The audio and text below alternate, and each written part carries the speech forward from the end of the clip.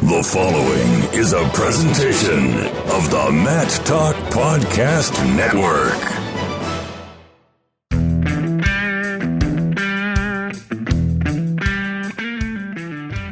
Arkansas is like Oklahoma. It's a blue-collar state. And, it's a state where people embrace a sport like wrestling and like it. It's a hard-nosed sport, and I think there's a lot of people in this state that enjoy this type of sport. Welcome back to Rocked Up, the story of the foundation and formation of Arkansas's first Division I college wrestling program. If you're new to the series, you can jump back to the trailer episode and run through the first 3 episodes of this series. Each story here builds upon the previous to explain how this whole thing fits together. Without high school wrestling, we don't have college wrestling. Without small college wrestling, we don't have major college wrestling. Without money and people, we don't have any of those things. That's why this story is unique. We're starting a college wrestling program at the Division I level in an area that didn't even have high school wrestling 10 years ago. That's why the story is here, and that's why today we're focusing in on one of the most important cogs in this whole machine, Pat Smith. Throughout the course of the series, I've mentioned names like John Smith and Leroy Smith. John is a 6-time World Olympic champion. He won every World or Olympic title from 1987 to 1992. Older brother Leroy was a world silver medalist. The Smith family is synonymous with success in Oklahoma and the United States when it comes to wrestling. The late Leroy Smith Sr., or Big Leroy, fathered 10 children, 6 girls and 4 boys. It's created one of the most impressive athletic family trees in the country. Included aren't just wrestling sons and grandsons. We've got soccer players, baseball players, nieces, nephews, you name it, they've got it, including Major League Baseball player JT Realmuto, an all-star catcher for the Philadelphia Phillies. The oldest brother, Leroy, named after his father, was an NCAA champion in 1980. Before his magical runs internationally, John was a 3-time All-American and a 2-time NCAA champion. The youngest brother, Mark, was a 3-time All-American, all at Oklahoma State. But the third brother, Pat, he changed the sport of college wrestling forever. You see, freshmen became eligible to compete at the NCAA Wrestling Championships in 1969, which for all intents and purposes is the modern era of wrestling. There were a number of freshman champions in 1947, the first year of competition post-World War II. Pat won an NCAA title as a true freshman in 1990, then followed with titles in 1991 and 1992. In 1993, NCAA violations hit the Oklahoma State Cowboy Wrestling program. As a result, one of the sanctions was no postseason for the storied wrestling program. Pat Smith luckily had a red shirt available, and he sat out the season. He came back in 1994 and became the first wrestler in NCAA Division I wrestling history to win 4 National Collegiate Wrestling Championships. Others had done it in the smaller divisions, but none at the highest level. To date, only 4 wrestlers have ever won 4 NCAA Division I wrestling championships. Pat Smith, Iowa State's Cale Sanderson, Ohio State's Logan Stieber, and Cornell's Kyle Dake. Sanderson is currently the head coach at Penn State and was a 2004 Olympic champion, while Stieber and Dake both have won world championships in the past 5 years. Yeah, they're real good. Now back to Smith. After Pat Smith got out of college coaching, he ended up settling down in Arkansas. When there's a wrestling resource like Pat Smith around, people tend to know about it. Well, they might tend to know about it if they're in a state that knows a little bit about wrestling. We've outlined in the first 3 episodes of this series that Arkansas wasn't exactly filled with wrestling people. So Pat Smith would be pulled into a movement that involved guys like Greg Hatcher, Bill Dessler, Don Schuler, and Roosevelt Hadley. Today, we dig in on how Pat Smith's journey into Arkansas has been a catalyst for programs at all levels, from the youth to the college level. This is Rocked Up. Pat Smith is 5 seconds away from becoming the first Division I wrestler to win 4 NCAA titles. 2, 1, and that's going to do it. Is history.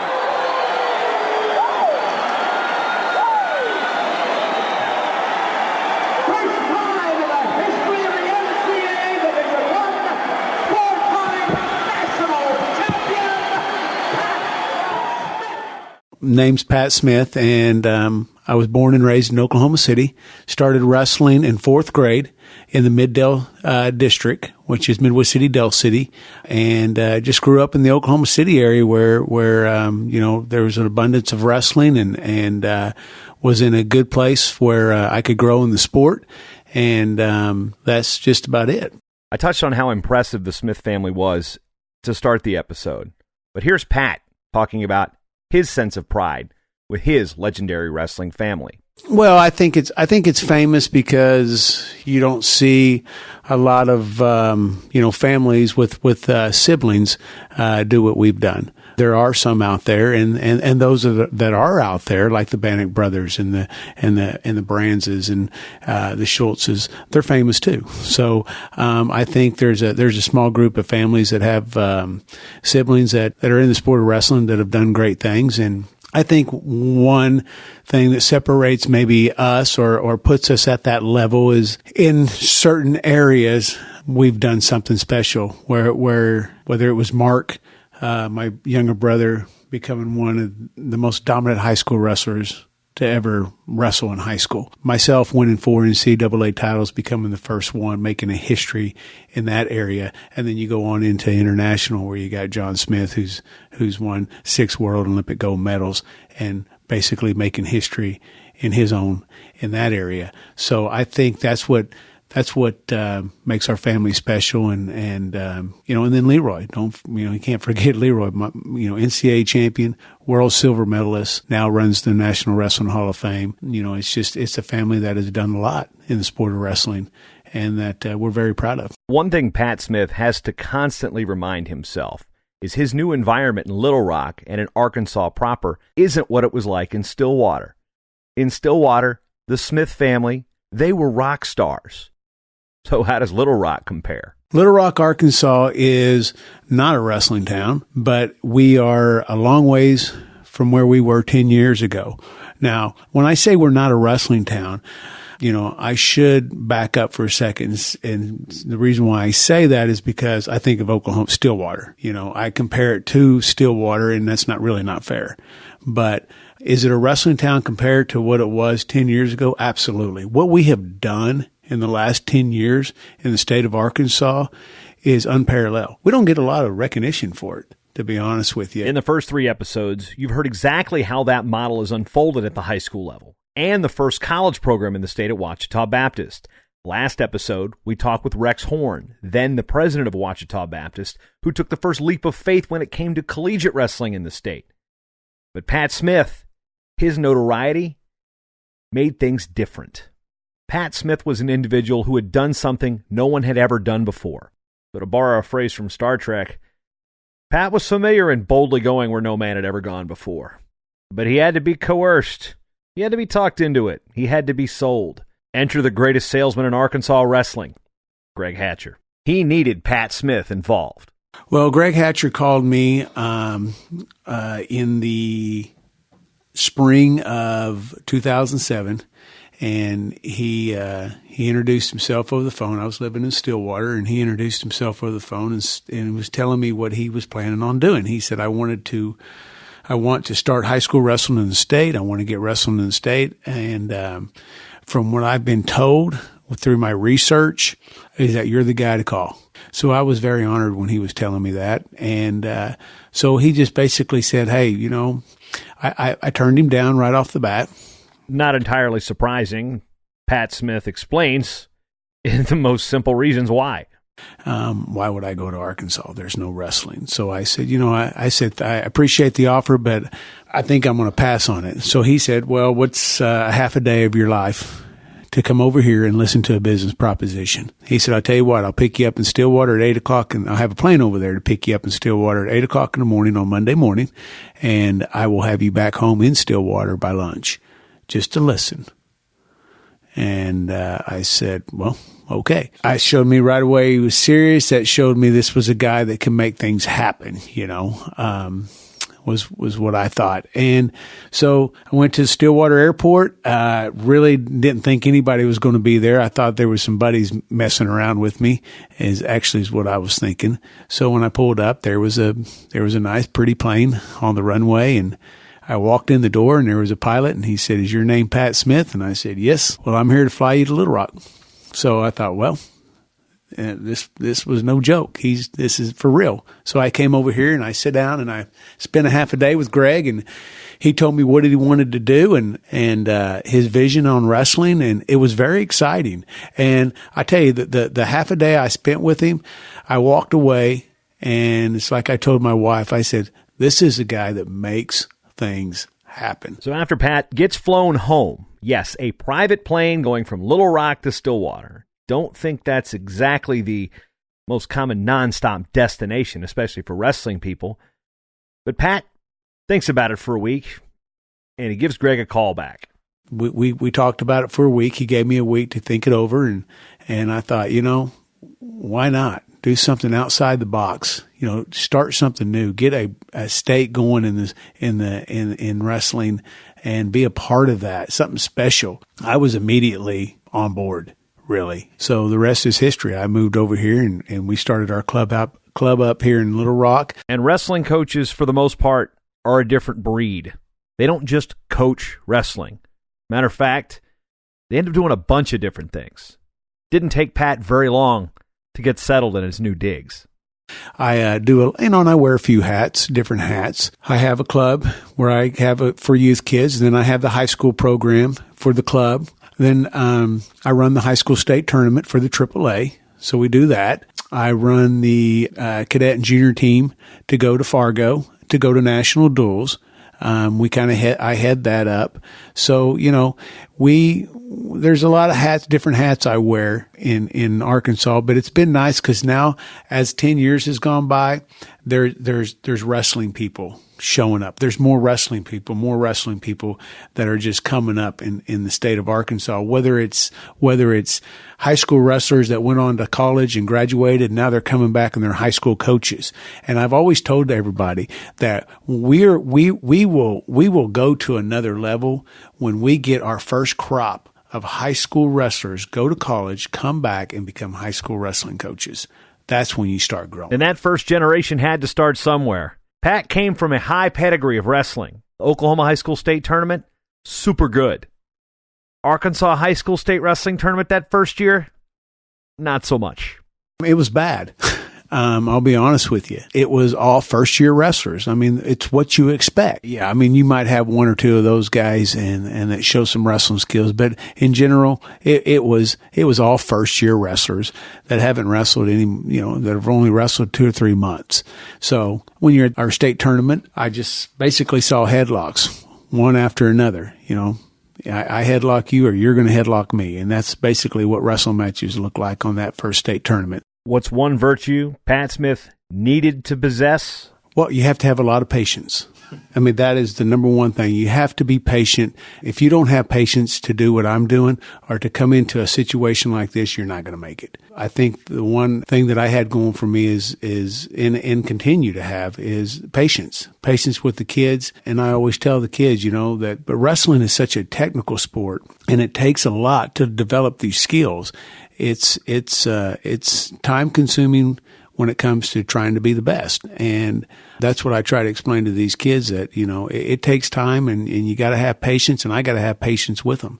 So yeah, coming here and experiencing that, it's, to be honest with you, I've coached every level. I've coached guys where I'm training them to make the Olympic team and to win Olympics, in 2004 in Stillwater, or training a guy, getting a guy ready to win an NCAA title. And then I come here and then I'm trying to teach a kid, a stance.